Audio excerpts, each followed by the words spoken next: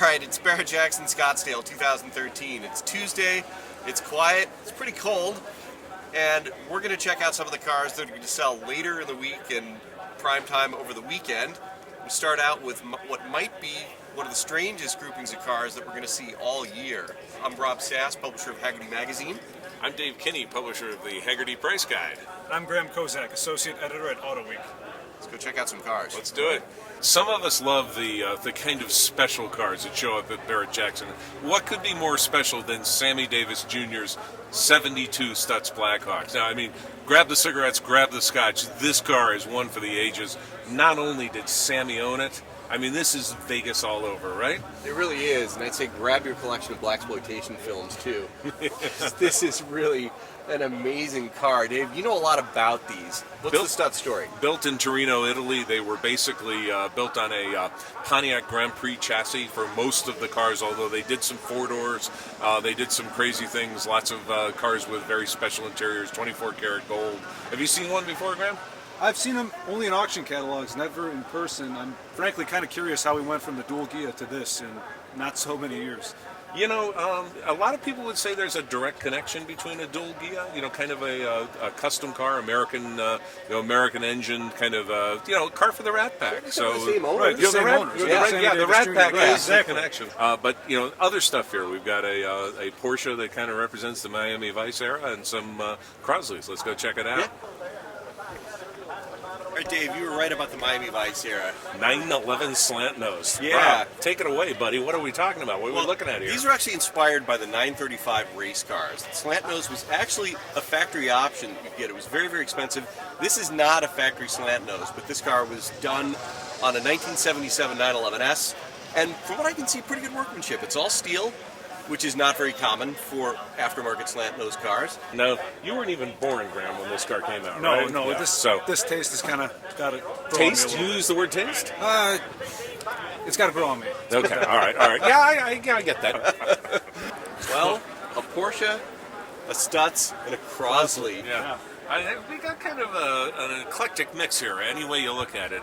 Crosley, American-built car. Powell Crosley, a guy who made a lot of money in the radio business and decided to make cars that were a little bit bigger than radios of the era. Yeah, Graham, what do you think of this? Well, I mean, when people think about microcars, like, to the extent that people do actually think about microcars, they usually think of European examples, Isettas, the Messerschmitts. But here's kind of an American take, and this looks like a really well-restored example. One of the beautiful things about these cars is that they were basically built to be rebuilt on a kitchen table. I mean, you could take the cars apart, interchange parts, get all kinds of things. They had different body styles for Crosleys. Great idea, but, when America got a little wealthier after World War II, they wanted bigger cars. So, kind of worked well for the period right after the war, but after that, not so much. And, they've left a legend to last the lunchtime, but the fact of the matter is, if you pull up in a car show next to the slant nose 930 here, where's the crowd going to go, Dave? Sure, they're going to look at the Crosley. And once again, we're going to go back to it. What a great mix of cars. You can find a lot of different cars at auctions, but right now we've got just kind of running the gamut here. Yeah. Go check out some other cars. Let's do it. 10-4, good buddy. You've actually done the Bandit run, Dave, so I'm going to let you talk about these two black and gold Texarkana to Atlanta, the first Bandit run. I owned one of these cars. I owned a 78, and just fantastic fun for the money, but they have gotten very expensive, and this is in the last few years. These cars, you could pick them up, just okay examples, for below $10,000. Now $30,000 seems like a bargain on some of these cars, and these cars, not simple, but not complicated. 6.6 liter engine, a lot of them. This one's a 400 engine. The rap against them was that they had absolutely no horsepower, but the horsepower ratings were down. They'll get out of their own way. They're fun. Good news, most of them came in automatics. Bad news, most of them came in automatics. Kind of the codicil to that whole thing is the 4-speed's not a great 4-speed on these cars. Yeah.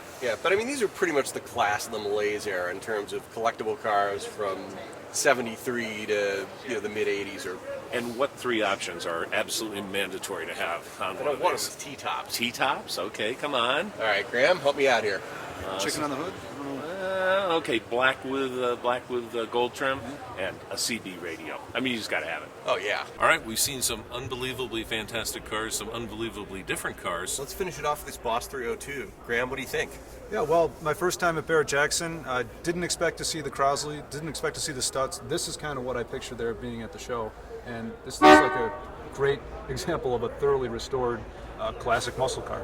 Yep. Yeah, absolutely. And, it's what Barrett-Jackson's known for. This is what you see on TV on Fridays and Saturdays. Saturdays. And all This that is a stuff. primetime car. But we are going to be following them all. We're not just going to be following this Boss Mustang, which we all Speak love. for yourself. I'm going to be following this Boss Mustang. Well, we're going to be following them all. So stay tuned. We'll have more stuff later. So keep watching. 26 down, 26 down, 26.